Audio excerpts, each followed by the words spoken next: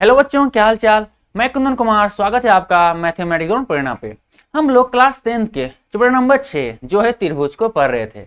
इस चैप्टर में total 23 class हो चुके हैं। यदि आप हमारे चैनल पर पहली बार आए हैं तो मैं आपको सजेस्ट करूंगा कि आप पहले उन प्रीवियस क्लास को जाके एक बार जरूर देख ले, ताकि इससे जो आपका क्वेश्चन या कॉन्सेप्ट आपका इस चैप्टर में छूट गया हो वो आपका कवर अप हो जाए। इसी के साथ आज क्लास शुरू करते हैं।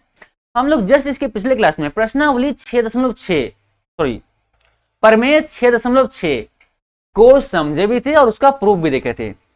आज क्लास में उसी थ्योरम पे यानी उसी प्रमेय पे हम 6.4 के क्वेश्चनों को हल करेंगे।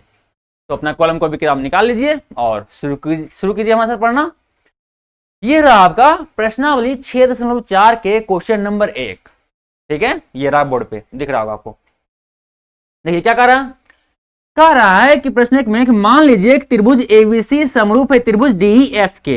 ये समरूप का साइन बीच में है, तो त्रिभुज एबीसी समरूप है त्रिभुज डीईएफ के और इनके क्षेत्रफल क्रमशः 64 सेंटीमीटर स्क्वायर और 121 सेंटीमीटर स्क्वायर है। यदि ईएफ बराबर 15.4 सेंटीमीटर स्क्वायर हो तो बीसी ज्ञात कीजिए। कह रहा है इसमें आपको दो त्रिभुज दिया गया जो कि क्या है, समरूप है और उनके क्षेत्रफल भी दिए गए हैं। उन दोनों त्रिभुजों में से एक त्रिभुज का मान भी दिया गया है और दूसरे संगत त्रिभुज का मान पूछ रहा है। आप लोग प्रमेय 6.6 पढ़े थे। ये प्रमेय क्या कहता है, इसको थोड़ा रिवाइज कर दें थोड़ा सा। ये प्रमेय कहता है हमारा कि यदि दो त्रिभुज समरूप है तो उन दोनों त्रिभुजों के क्षेत्रफलों का अनुपात के बराबर होगा उनके संगत भुजाओं के अनुपात के वर्ग के बराबर होगा। ठीक है, बोलता है प्रमेय, बोलता है हमारा प्रमेय 6.6 बोलता है कि यदि दो त्रिभुज समरूप हैं, कोई दो त्रिभुज समरूप हैं, इसका नाम मान लीजिए A B C P Q R, और बोल दे कि यदि त्रिभुज ए बी सी समरूप है त्रिभुज पी क्यू आर के, तो ये हमारा प्रमेय 6.6 का आता है। तो लिखेंगे यहां तो प्रमेय 6.6 से हम ये बोल सकते हैं कि इन दोनों त्रिभुजों के एरिया का अनुपात मतलब क्षेत्रफलों का अनुपात, तो क्षेत्रफल त्रिभुज एबीसी का एरिया मतलब त्रिभुज एबीसी का क्षेत्रफल बटे त्रिभुज area of triangle P Q are मतलब त्रिभुज पी क्यू आर का क्षेत्रफल का अनुपात बराबर होगा इनके संगत भुजाओं के अनुपात के वर्गों के बराबर। ठीक है, अर्थात ए बी संगत अनुपात क्या है, पी क्यू, तो ए बी बटे पी क्यू अनुपात के वर्ग, और बी सी का अनुपात क्यू आर तो बी सी क्यू आर के वर्ग। ठीक है, और ए सी और पी आर के वर्ग, ए सी और पी आर के वर्ग, क्योंकि ए सी संगत है पी आर के। तो ये हमारा ये प्रमेय 6.6 का आता है। ठीक है, कि दो त्रिभुज समरूप दिए गए हों या फिर दिया हो तो आप बोल सकते हैं कि प्रमेय 6.6 का इस्तेमाल करते हुए कि उन दोनों त्रिभुजों के क्षेत्रफलों का अनुपात उनके संगत भुजाओं के अनुपात के वर्ग के बराबर होगा। ठीक है, चलिए उम्मीद करते हैं ये प्रमेय आपको थोड़ा सा रिवाइज हो गया होगा। अगर नहीं समझ में आया तो पिछले क्लास देख लीजिए, इसका जस्ट पिछला क्लास, उसमें हम अच्छे समझाएं और इसका प्रूफ भी करवाएं। ठीक है, ऐसे उम्मीद करते हैं समझ तो आएगी होगा। ठीक है, चलिए डाल इसको, मैं तो बस समझाए थोड़ा सा। अब हम फाइनली क्या है, इस क्वेश्चन को आगे बढ़ते हैं। ठीक है, इस क्वेश्चन पे सिंपल क्या दिया गया आपका दिया गया है, यहां लिखेंगे कि दिया गया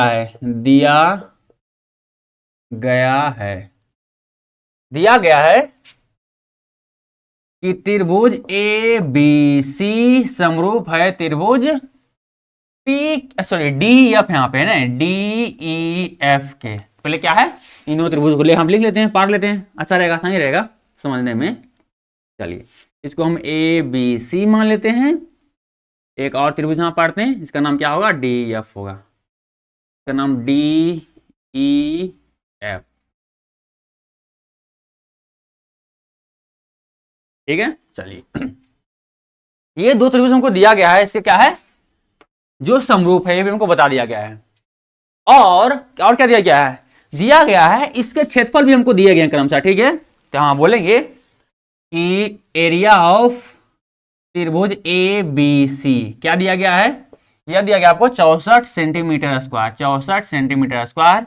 और area of triangle D E F मतलब त्रिभुज डी ई एफ के क्षेत्रफल कितना हो गया आपका, ये दिया गया आपको 121, क्योंकि क्रमशः बोल रहा है तो क्रमशः मतलब पहले ए बी सी फिर दूसरा डी ई एफ, ठीक है। चलिए तो क्या हो जाएगा 121 सेंटीमीटर स्क्वायर।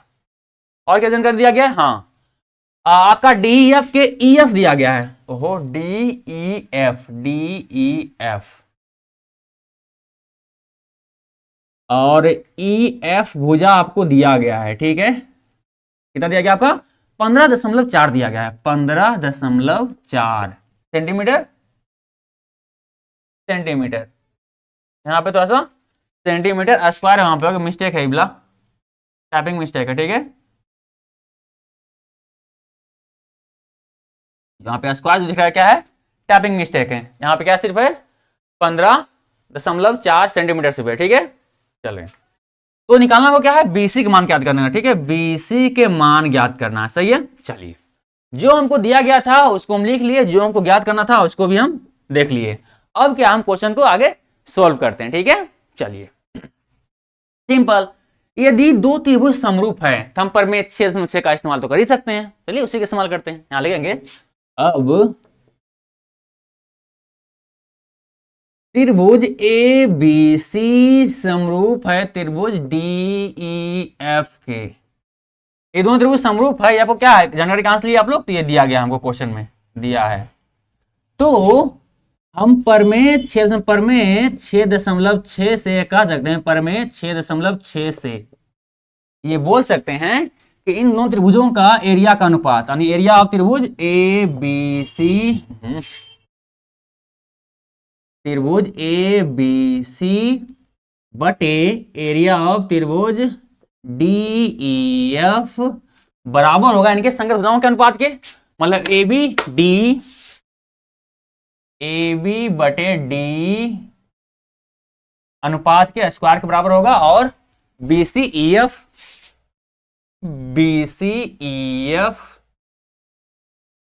ये स्क्वायर के बराबर, ये बराबर होगा हमारा ए सी और डी एफ। अब देखिए हमको इस्तेमाल कर निकालना क्या है, हमको दिया गया है ई एफ और निकालना है बी सी। देखिए जिस वाले में आपको ई एफ बी सी आता है उसको हम देखो, इसको हम इस तरह से लिख सकते हैं, उसको हम निकालना है, मतलब इसको हम इस तरह से लिख सकते हैं, अगला स्टेप में क्या लिख सकते हैं, एरिया ऑफ त्रिभुज ए बी सी बटे एरिया ऑफ त्रिभुज डी ई एफ, इतना बराबर, क्या हम तीनों बराबर है ना, ये भी बराबर है इसके, ये बराबर है इसके, ये बराबर है इसके, ये हमारा परमेय कह रहा है, तो हम इसको अगला स्टेप में ऐसे भी लिख सकते हैं कि ये बराबर होगा इसके बराबर बी सी बटे ई एफ के स्क्वायर के बराबर लिख सकते हैं, बिल्कुल लिख सकते हैं, क्योंकि तीन चारों क्या है बराबर आपस में, दोनों बराबर तो होंगे ही, ठीक है। चलिए अब बोलेंगे सर इसको ही क्यों लिखे, क्योंकि हमें इसी का इस्तेमाल करना है। देखिए तो हमारा ई एफ दिया गया है और बी सी पूछ रहा है, यदि हम यहाँ पे देखिए एरिया भी इसका, त्रिभुज एबीसी का एरिया भी दिया गया है, क्षेत्रफल दिया गया है, और त्रिभुज डीईएफ का भी क्षेत्रफल दिया गया है। आपको ईएफ का मान दिया गया है, सिर्फ बीसी का मान गायब है, तो बीसी का मान हम सोल्व कर लेंगे वैल्यू पुट करके, ठीक है। अब आगे बढ़ते हैं, अब हमारा काम क्या होगा, इसमें इनके वैल्यू को पुट करना। तो एरिया ऑफ कितना है, एरिया ऑफ ट्रायंगल एबीसी मतलब त्रिभुज एबीसी का क्षेत्रफल कितना दिया गया आपका, त्रिभुज एबीसी का क्षेत्रफल कितना, 64 सेंटीमीटर स्क्वायर, यहाँ लिखेंगे 64 बटे, यहाँ देखिए तो नीचे क्या है, एरिया ऑफ त्रिभुज डीईएफ, तो एरिया ऑफ त्रिभुज डीईएफ कितना है 121 सेंटीमीटर स्क्वायर, तो 121 बराबर ईएफ का मान कितना दिया गया, देखिए यहाँ पे सिंपल, पहले स्क्वायर कर लीजिए, बीसी तो बीसी रह जाएगा क्योंकि बीसी का मान हमको दिया है नहीं, बीसी तो बीसी ही है, इसको निकालना है।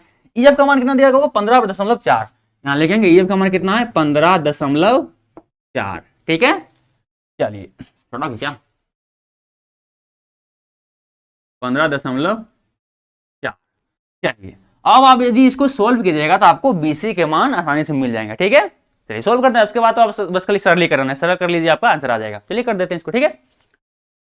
तो पहले क्या करेंगे हम लोग, सिंपल 64 बटे 121 इधर रहने दीजिए, इधर क्या हो जाएगा, इसका बीसी का स्क्वायर कर लीजिए और इसका स्क्वायर कर दीजिए 15.4 गुने 15.4, सही है इतना। अब इसको क्रॉस मल्टीप्लाई कर लीजिए, इसको इससे गुना और इसको इससे गुना, तो कितना हो जाएगा फाइनली आपका, ये हो जाएगा 64 गुने 154.4 गुने 154.4, इतना बराबर, इधर ये वाला कितना हो जाएगा 121 गुने BC के स्क्वायर। सही है। चलिए अब अगला स्टेप में चलते हैं। 64 गुने 100 इतना का और 15.4 इतना बटे, इधर देखिए BC के साथ क्या है यहाँ पे 121 गुना में, इधर आएगा तो भागम हो जाएगा, इधर क्या आ गया भागम आ गया। फाइनली क्या है, इधर का भागम आएगा, कितना हो गया इधर आपके, ये आपका हो जाएगा 121 बराबर क्या होगा BC के स्क्वायर। अब अगला स्टेप में आगे बढ़ते हैं, क्या हो जाएगा हमारा यहाँ पे सिंपल बी। देखिए हम हर एक स्टेप यहाँ पे किस लिए कर रहे हैं, ताकि आप कंफ्यूज ना कर जाएं। चाहते तो यहीं पे क्या है सिंपल इसको इधर भेजते और BC का वहीं पे आ जाता, लेकिन हर एक स्टेप को लिख रहे हैं ताकि आपको क्या है हर चीज समझ में आए। ऐसा ना हो फिर लगे कि यार ये स्टेप कैसे आ गया, ये स्टेप कहाँ से आ गया, इसलिए हम प्रॉपर हर एक स्टेप को मतलब लिख रहे हैं, कोई स्टेप छोड़ नहीं रहे हैं। ठीक है। अब क्या करेंगे हम सिंपल, देखिए यहाँ जो BC स्क्वायर क्या है, हम सिंपल यहाँ पे क्या सिर्फ BC लिखेंगे, स्क्वायर को क्या है बराबर के दूसरी ओर भेजेंगे, इधर स्क्वायर में है इधर होगा बराबर के दूसरी ओर, क्या होगा रूट में आ जाएगा, और क्या हो जाएगा अंडर रूट, ये सारे अंडर रूट में आ जाएगा। तो 64 गुने 15.4 गुने 15.4 इतना बटे 121।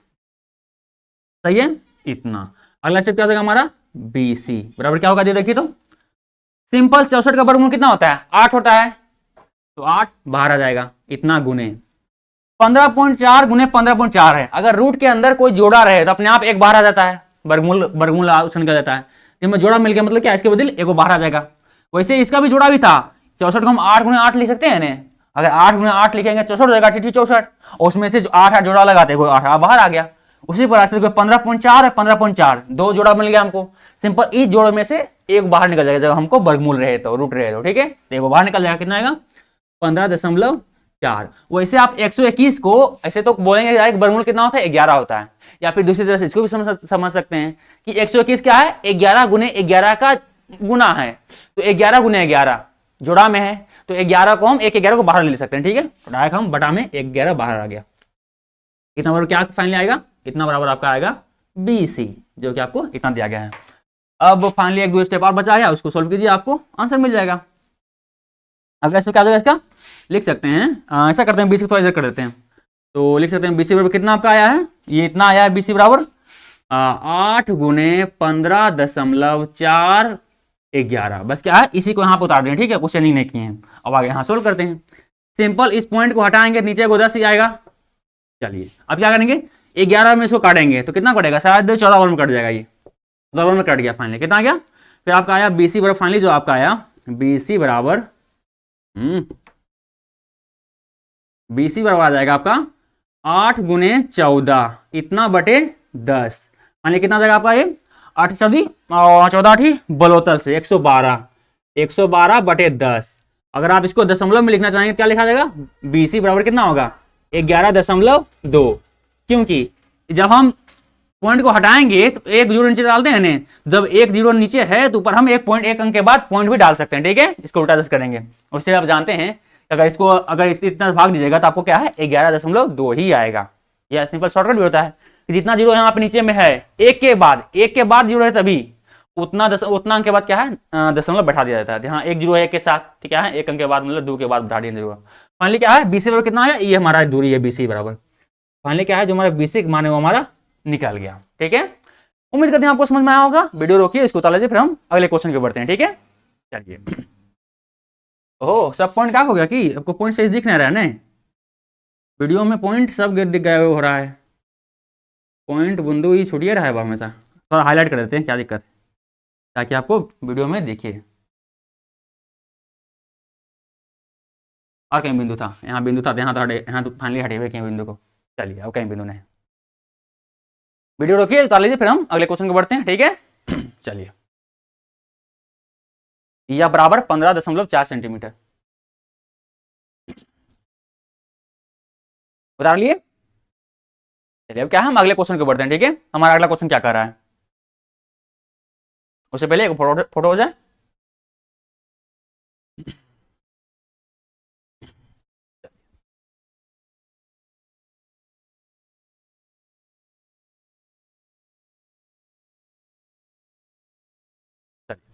अब क्या इसको मिटा दे और अगले क्वेश्चन को देखते हैं, ठीक है, मिटा दे इसको, चलिए मिटा दे।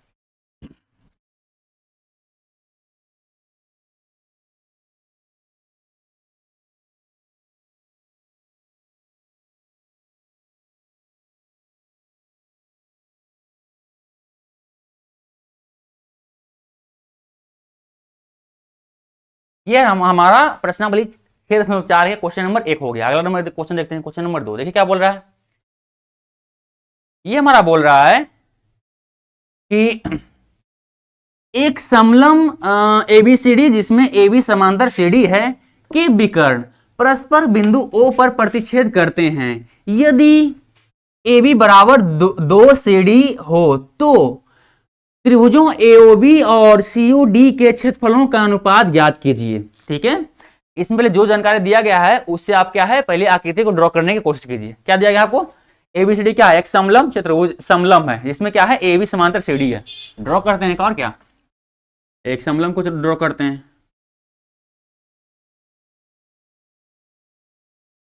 गड़बड़ है की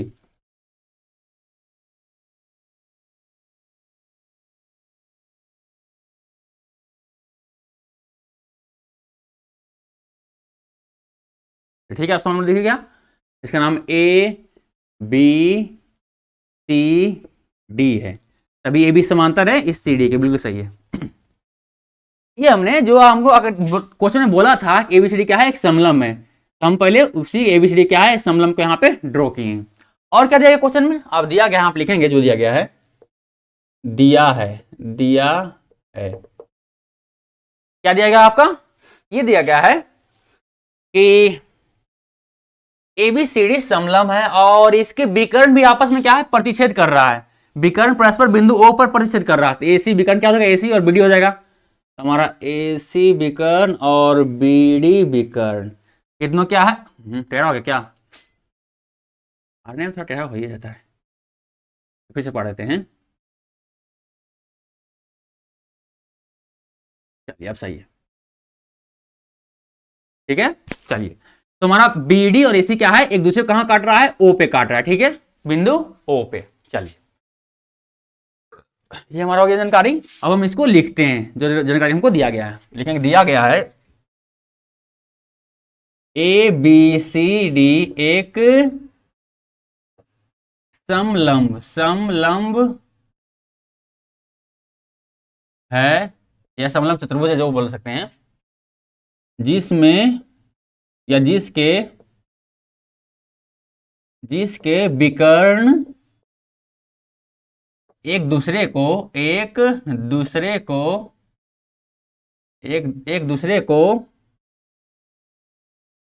बिंदु 0 पर यानी ओ पर काटती है, ठीक है।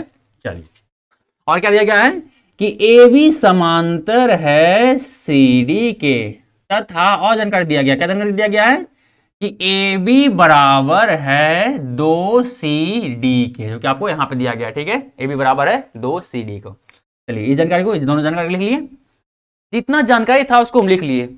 हमको ज्ञात क्या करना है, यहां लिखेंगे ज्ञात करना है, क्योंकि देखिए क्वेश्चन में क्या ज्ञात करना है उसको दिमाग में होना बहुत जरूरी है, तभी हम उसी के अनुसार आगे हम स्टेप को बढ़ाएंगे, ठीक है। चलिए क्या क्या लिखेंगे हम यहाँ पे, क्या ज्ञात करना है, बोल रहा है कि त्रिभुज एओबी और त्रिभुज सीओडी के क्षेत्रफलों का अनुपात ज्ञात करना है। मतलब इसको बोल सकते हैं, क्या बोल रहा है, एरिया ऑफ त्रिभुज एओबी बटे एरिया ऑफ त्रिभुज क्या दूसरा नाम है, सीओडी होगा ना, सीओडी, ये ज्ञात करने का रहा है, ठीक है, इतना बराबर क्वेश्चन मार्क। या इसी दूसरा नाम क्या बोल सकते हैं, इसी दूसरा तरीके हम लिख सकते हैं, क्या लिख सकते हैं, इनका अनुपात मतलब एरिया ऑफ त्रिभुज एओबी अनुपात एरिया ऑफ त्रिभुज सीओडी का अनुपात, दोनों का अनुपात पूछ रहा है, ठीक है, कितना बराबर वाट क्या होगा, कैसे जैसे भी आप लिख सकते हैं, आप ऐसे लिखिए या फिर ऐसे लिखिए, बात बराबर ही है, बात तो एक ही है, ठीक है। चलिए क्योंकि अनुपात का मतलब बटाई होता है, अगर बोलेंगे कि 4:5 लिखा हुआ है, इसका मतलब क्या है 4/5 लिखा हुआ है, ठीक है, अनुपात का मतलब बटाई होता है लगभग, ठीक है, लगभग क्या होता है वही, मिटा दे इसको हम। अब ज्ञात क्या करना हमको मिल गया। अब क्या है फाइनली क्या हम आगे बढ़ते हैं, यहाँ हम फाइनली क्वेश्चन को बनाना शुरू कर देते हैं। यहाँ पे अब जो जानकारी दिया गया उसका हम इस्तेमाल करते हुए आगे बढ़ते हैं। सिंपल क्या है, इसका इस्तेमाल करते हुए आगे बढ़ते हैं। किसका इस्तेमाल, इसका जो दिया गया है ए बी बराबर है 2CD के। यहाँ कारण लिखें क्या है, दिया गया हमको दिया है ठीक है।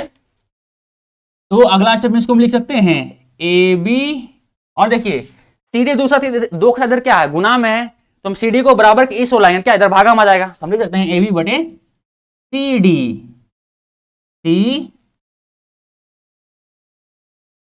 टी बराबर, इधर क्या कुछ नहीं है तो इधर 2 होगा, कुछ नहीं 1 हो सकता है। क्योंकि देखिए आप अगर 4 लिखा हुआ था, आप 4 बटे 1 अभी लिख दीजिए नहीं तो कोई फर्क पड़ेगा नहीं। 4 का इसका मतलब क्या है, 4 ही इसका वैल्यू। इसी प्रकार से यहाँ पे 2 बचा हुआ था तो 2 बटे 1 कर दिए ताकि इसका वैल्यू तब भी कोई वैल्यू चेंज होगा नहीं। मतलब हम ए बी बटे सी डी को अगर सिर्फ इतना लिखा हुआ है, ए बटे सी डी बराबर 2 लिखा हुआ है, इसको हम क्या है 2 बटे 1 लिखेंगे तो कोई वैल्यू में चेंज आएगा नहीं। ठीक है, चलिए इसको हम समीकरण 1 मानते हैं। ठीक है, समीकरण 1 मिटा दे इसको हम, चलिए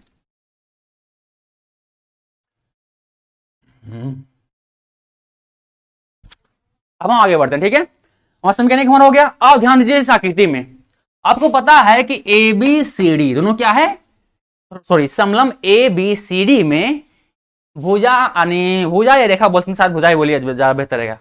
तो ए बी बराबर है C D, sorry A B समांतर है सी डी के। समांतर मतलब ये समांतर है, ए बी समांतर, यहां लिखेंगे कि ए बी समांतर है सी डी के, जैसा कि हमको यहां पे क्वेश्चन में दिया गया है। तो यहां कारण लिख देंगे क्या है, दिया गया है, दिया है। तो दिया है, तो आप लोगों को पता होगा कि जब भी कोई दो समांतर रेखा के बीच में कोई एक तिर्यक रेखा काटता है तो कुछ कोण बनते हैं, उसमें से एक कोण क्या है, एकांतर कोण है। तो देखिए ये कोण एकांतर होता है इस कोण के, और ये कोण एकांतर होता है इस कोण के। ठीक है, और दोनों एकांतर कोण क्या होता है, आपस में बराबर होता है। ठीक है,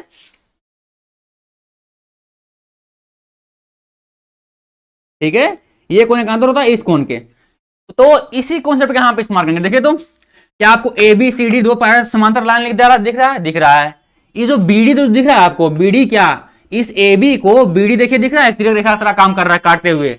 इसी वजह से ये कोण बराबर हो जाएगा हमारा इस कोण के। ठीक है, यहां लिखेंगे तो कोण ए बी ओ बराबर होगा कोण सी डी ओ के, सी डी ओ के। कारण में क्या लिखेंगे, एकांतर कोण से, एकांतर एकांतर कोण से। उसी तरह से ये कोण बराबर होगा इस कोण के, ये भी क्या है एकांतर कोण, क्योंकि ए बी और सी डी समांतर रेखा है, दो समांतर रेखा को एक तिर्यक रेखा एसी काट रहा है। तो हमारा इस कोण बराबर होगा इस कोण क्या था, इसको नाम लिखेंगे, क्या लिखेंगे, लिखेंगे बी ए ओ, लिखेंगे कोण बी ए ओ, ये वाला कोण बराबर होगा कोण डी सी ओ के, डी सी ओ के, यानी ये वाला कोण के। तो डी सी ओ के कारण में क्या है, इसका भी कारण सेम ही रहेगा एकांतर कोण से। तो चलिए क्या है, दोनों को बदले एक ही बार लिखेंगे एकांतर कोण से, इसका बदल क्या है, कारण एक साथ लिखते हैं क्या है, एकांतर कोण से, एकांतर कोण से, कोण से। चलिए ये जानकारी हमने यहां पे लिख दिया। ठीक है, अब क्या है, इसका नाम भी कुछ रखते हैं जानकारी का, इसका नाम क्या है, नाम इसका नाम समीकरण एक तो पहले रख चुके हैं, इसका नाम समीकरण 2 रखते हैं, समीकरण 2, और इसका नाम क्या है, समीकरण 3 रखते हैं, समीकरण 3। ठीक है, तो नाम भी रख दिए, इसको मिटा दे हम, तो बस जब दो समांतर रेखा को एक तिर्यक रेखा काटता है तो वही समझा रहे हैं एकांतर कोण कैसे बनता है। ठीक है, तो मिटा दिए, इसको मिटा दिए। अब क्या है, अब आप त्रिभुज एओबी, त्रिभुज सीओडी, जो इसमें हमारा काम है त्रिभुज एओबी और सीओडी, उसमें आप देखिए अब त्रिभुज त्रिभुज एओबी तथा त्रिभुज सीओडी में, इन दोनों में देखते हैं कि क्या दोनों, अगर दोनों को हम समरूप साबित कर दें तो हमारा काम बन जाएगा, ठीक है। इसलिए दोनों को समरूप साबित करेंगे, अर्थात हमको चेक करना पड़ेगा कि इसमें कौन भुजा किसके बराबर है, कौन कौन किसके बराबर है। चलिए चेक करते हैं। तो आपको दिख रहा होगा कि ये कोण बराबर हो जाएगा इस कोण के। क्यों बराबर होगा? क्योंकि आप जानते हैं जब भी दो लाइन इस तरह से क्रॉस करता है एक दूसरे को, तो ये कोण बराबर होता है इस कोण के। किससे? इसको बोलते हैं शीर्षाभिमुख कोण, ठीक है। आमने सामने के भुजा क्या होता है? बराबर होता है, सॉरी, आमने सामने कोण क्या होता है? बराबर होता है शीर्षाभिमुख कोण से। इंग्लिश में शायद वर्टिकल एंगल, शायद ऐसे कुछ कहलाता है, ठीक है। हिंदी में शीर्षाभिमुख कोण, ठीक है। ये हमारा क्या है? शीर्षाभिमुख कोण से क्या है? दोनों क्या है? बराबर होगा। यहां लिखेंगे हम कि कोण AOB बराबर होगा कोण COD के। कारण में क्या लिखेंगे? कारण में लिखेंगे शीर्षाभिमुख कोण के। देखिए तो ये क्रॉस आमने सामने भुजा क्या बराबर होगा, तो लिखेंगे हम क्या है? शीर्षाभिमुख कोण से, शीर्षाभिमुख कोण से, विमुख कोण से। और त्रिभुज AOB में ये कोण बराबर होगा इस कोण के। ये हमको समीकरण 2 बोल रहा है। देखिए त्रिभुज AOB में और COD में ये कोण बराबर इस कोण के। लिख सकते हैं, क्या लिख सकते हैं कि कोण ABO बराबर होगा कोण CDO के। कारण में क्या लिखेंगे? समीकरण 2 से। यहां लिखेंगे समीकरण 2 से, यानी AOB और COD में ये हमारा ए कोण बराबर है C से, ठीक है, कोण C से। उसी प्रकार से हमारा ये कोण D भी बराबर है कोण B से, ये वाला कोण से। तो यहां लिखेंगे क्योंकि समीकरण 3 हमारा ही बोल रहा है BAO, अरे उल्टा बोल दिया क्या है तरीके,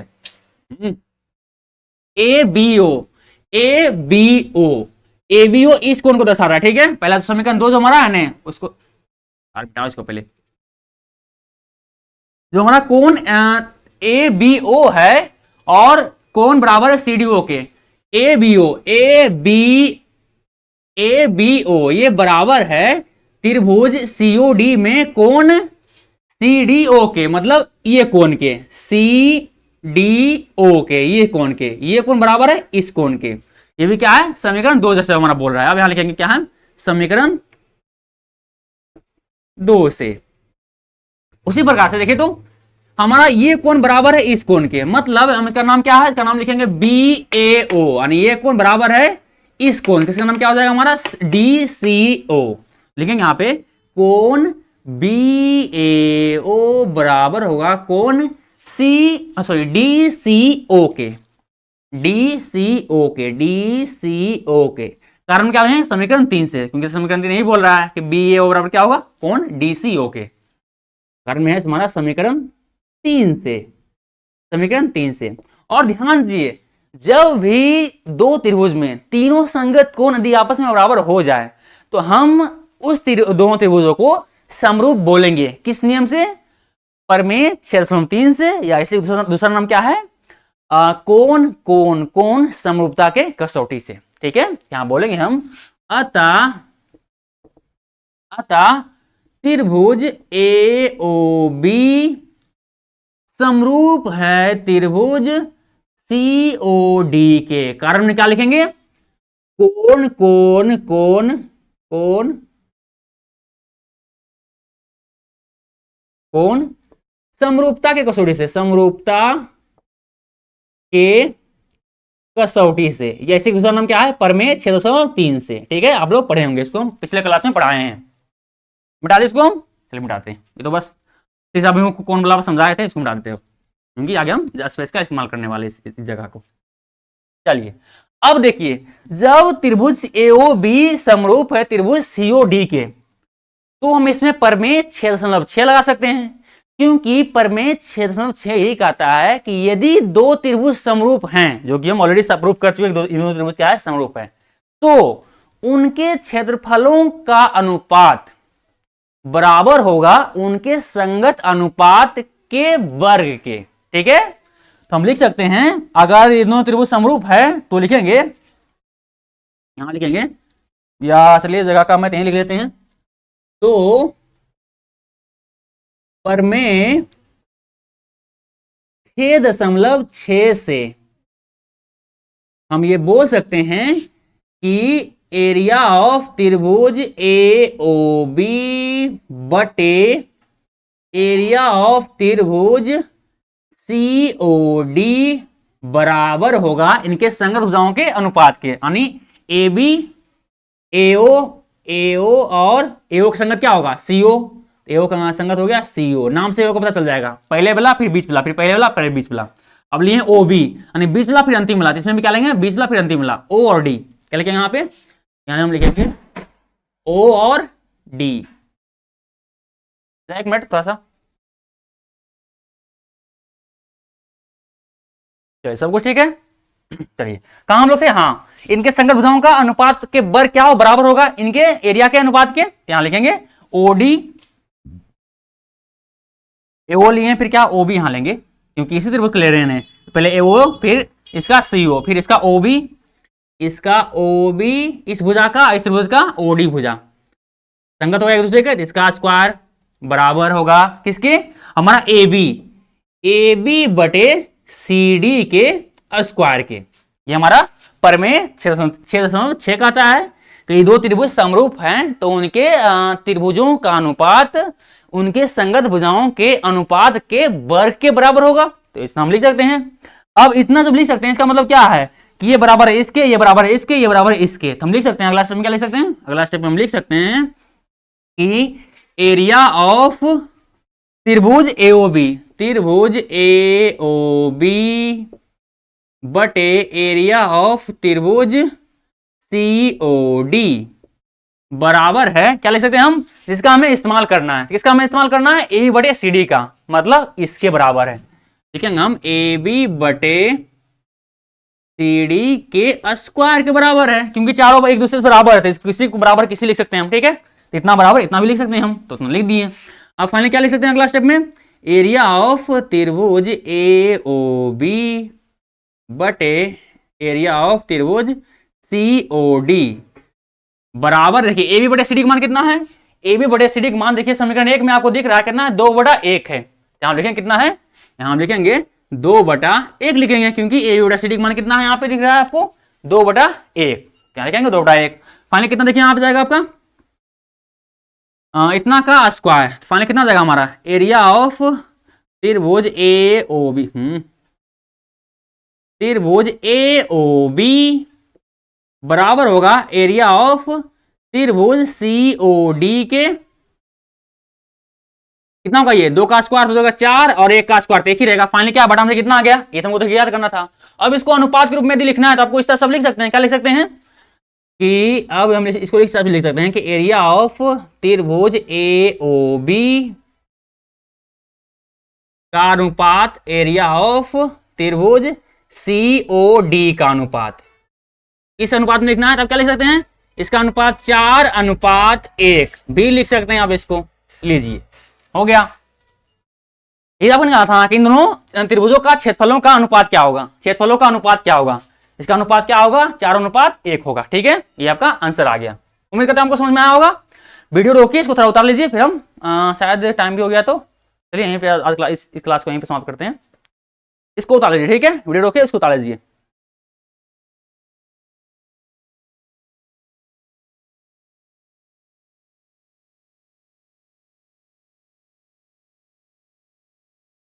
उतार लिए, चलिए तो आज क्लास यहीं पे हम समाप्त करते हैं और मिलते हैं अगले क्लास में। और यदि आपको इसकी प्रीवियस क्लास देखना है तो आपको यहाँ पे प्लेलिस्ट आपको दिख जाएगा, उस पर आप क्लिक कीजिए और सारे क्लास आपको सीक्वेंस वाइज से मिल जाएगा, जहाँ तक से क्लास शुरू से लेकर जहाँ तक हो चुका है वो सारे क्लास, ठीक है। तो मिलते हैं अगले क्लास में। यदि हमारा प्रयास आपको अच्छा लगे, हम जो समझाते हैं आपको समझ में आता है, प्लीज़ हमारे चैनल को सब्सक्राइब तथा हमारे वीडियो को लाइक और शेयर जरूर करें, ताकि ऐसे क्लास आगे भी लेने का हमें मोटिवेशन मिलता रहे। और हाँ, इस कोना में आपको सब्सक्राइब का बटन भी दिख रहा होगा, तो सब्सक्राइब भी कर दीजिए इस कोने बटन पर दाब के, ठीक है। मिलते हैं अगले क्लास में, तब तक के लिए बाय बाय।